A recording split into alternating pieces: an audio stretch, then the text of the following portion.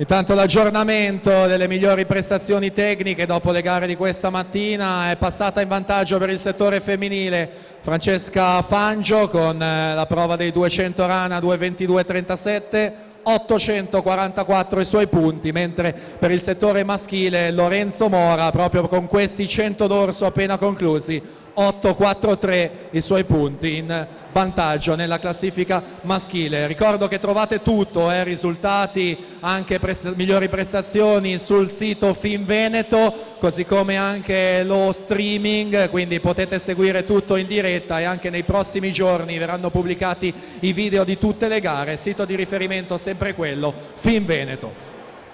Per la Serie 7 Anna Maria Neamtu, corsia numero 1, Nicole Grandesso alla 2, Giorgia Vidotto alla 3, vittoria per l'8, 4 Giulia Perrucchini alla 5, Adelaide Pezzani, corsia numero 6, Denise Pellizzari alla 7, Sara Giulia Giacomini, corsia 8.